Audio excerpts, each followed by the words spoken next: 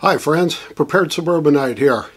Yesterday I watched an incredible video on the Guns and Gadgets channel. Jared brought forth a topic that I was just absolutely awestruck by. It has everything to do with what just happened in the state of Hawaii. Their Senate passed a joint resolution, a Senate concurrent resolution number 42, wherein they were calling for the U.S. Congress to either repeal or replace the Second Amendment. And as I watched that video on the Guns and Gadgets channel, the comments, he did it as a live broadcast, so the comments were scrolling on the side feed there, and I noticed that an awful lot of the comments had to do with, let's have a convention of the states. We got to have a convention of the states. And I thought, you know, I've looked at what a convention of the states process is in the past. I've done some additional research, and I want to share that research with you with this question in mind. Is a convention of the states the right thing to do at the right time today? So stick around.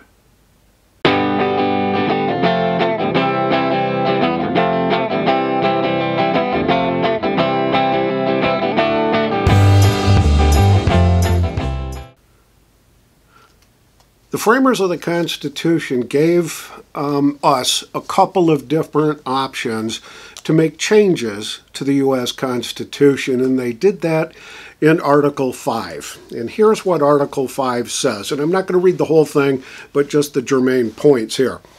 The Congress, whenever 2/3 of both houses shall deem it necessary, shall propose amendments to this Constitution. That's part one. Part two, or on the application of the legislatures of 2/3 of the several states shall call a convention for proposing amendments. Now, there's two methodologies there, where it originates within the Congress, which has been the case for every single one of the amendments, to the best of my knowledge, that we currently have in the U.S. Constitution. The most recent being how salary increases voted upon by Congress, how they affect current sitting members. And the one just before that was giving the 18-year-olds the right to vote. So it has been done. I think there's 27 amendments to the Constitution that are in place right now. So it's been done a few times already. The second option has never really come to fruition. It's been, states have been voting on this, they've been passing resolutions, they've been passing applications, whatever the legal term is in their particular state, to have Congress convene a convention of the states. There's a website out there called Convention of the States. I think it's Convention of States. Yeah, conventionofstates.com. And I can put a link to that in the description box down here below. That has proposed language that 14 states have already concurrently passed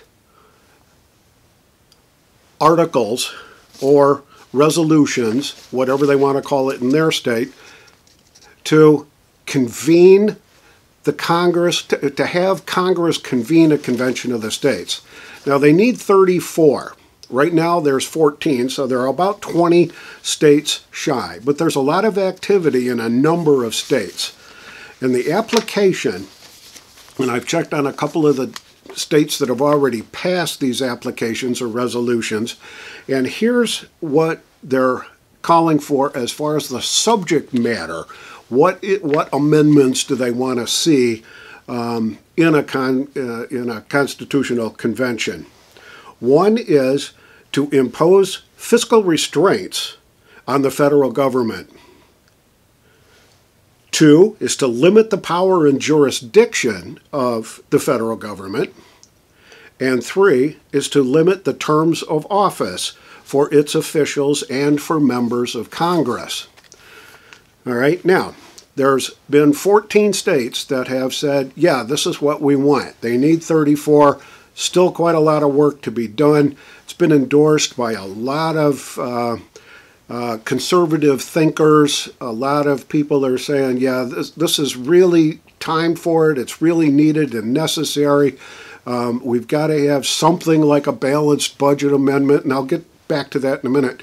We've got to have something that limits the terms in Congress of congressmen so that they don't spend 1,000 years sitting behind their sitting in their chair in the halls of Congress. So it seems like a good idea. Yeah, let's. It's a living document. I mean, there's that argument there. There's a way to change it. It's enumerated in Article 5 of the Constitution. But is it really the right thing to do? And here's some thoughts. There's a senior fellow named Walter Wilson at the Cato Institute, the Center for Constitutional Studies. And here's what he says. Note what Article 5 does not say. It says not a word expressly authorizing the states, Congress, or some combination of the two to confine the subject matter of a convention. It says not a word about whether Congress, in calculating whether the requisite 34 states have called for a convention, must or must not aggregate calls for a convention on, say, a balanced budget, with differently worded calls arising from related or perhaps even unrelated topics.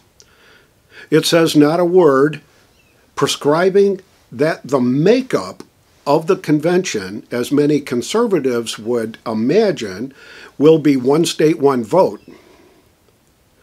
or whether it will be states with larger populations, such as California and New York, based on their delegation, based on population, kind of like the Electoral College.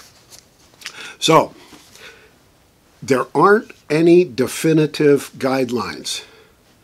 What the conventionofthestates.com activity is all about right now in these 14, I'm assuming, and I couldn't check them all, but I did check 3 out of the 14, that the wording is identical to what I just read a minute or two ago. So that kind of dispels one of the things going on. In the past, there was a big push on the balanced budget amendment. I believe at the last count, there are 28 states that have petitioned Congress through an application for a convention of states. There's 28 states that have done that specifically to address the balanced budget amendment. They actually had more than that, but 4 of them rescinded their application after further thought. And I'm not sure what the motivational dynamic was. But I remember some discussions about whether a balanced budget amendment is really a good thing to do. So picture this. Congress passes a budget that's written up by the White House, and it calls for spending in excess of what federal revenues from taxes and tariffs and things like that would be. So, in my mind, a conservative thought would be, well, they have to trim back some of the spending because they can't spend more than they make. That's one way to look at it. The other way to look at it is to say, oh, well, the balanced budget says, the amendment says they've got to be in balance with each other, so it's time for an automatic tax increase on everybody across the board so that we can balance the budget.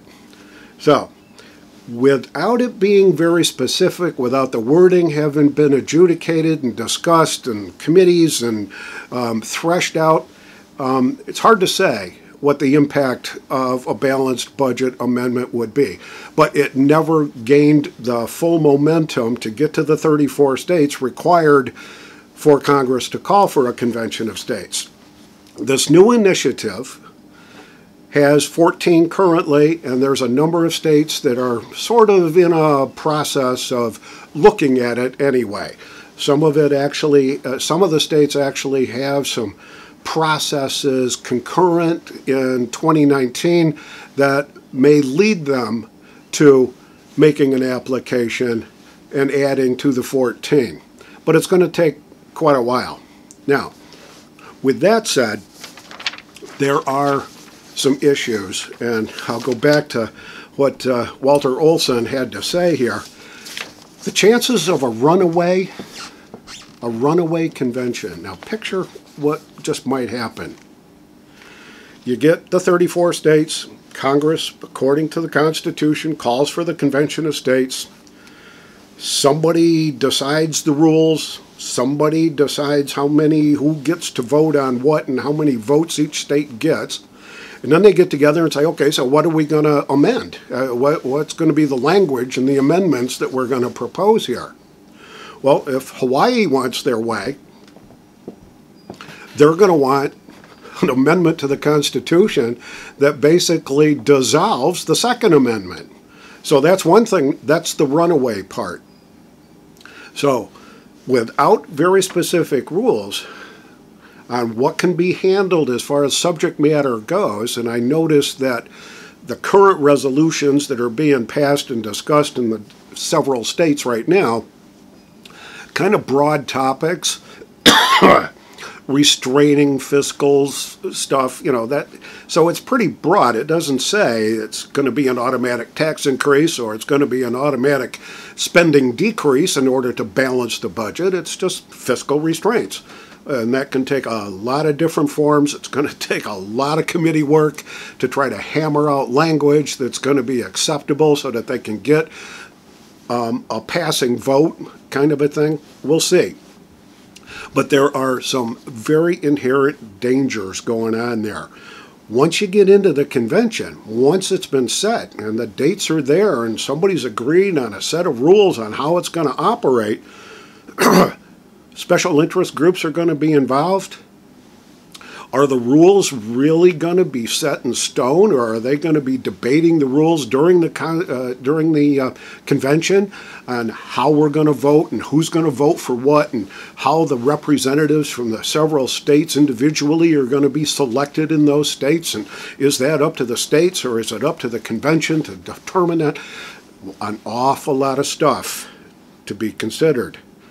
So let's just say they get through all that and they vote on a couple of amendments and changes to the existing Constitution. Threat of legal disputes. That state said, hey, I got outvoted on this, but I think they're wrong. It's not constitutional, so we're going to sue somebody. And it goes through the whole litigation process and probably all the way up to the Supreme Court, and then somebody's got to make a decision of whether this whole process really worked, or was the amendment truly legal, was the amendment constitutional. That's going to be a mess, and it's going to be protracted. Unequal representation, does California just get one vote and Wyoming get one vote? Or should it be based on population like the Electoral College? I don't know. I don't know what the right answer is. But let's put that aside for just a second. There's really an awful lot of unwritten rules, a lot of rules that need to be decided, and all that is fraught with danger. So I would caution every one of you to really do some research about what a constitutional convention really is, what it means, and how it's going to work. Tying it back to what's going on in Hawaii right now, they're trying to petition the Congress through the first clause in Article 5 to amend or repeal the Second Amendment. And, There's an awful lot of steps that they'll have to go through in order for that to happen. But we just saw the majority in the House change from Republican to Democrat as a result of the 2016 election. Lord knows what's going to happen, or the 2018 election. Lord knows what's going to happen in the 2020 election.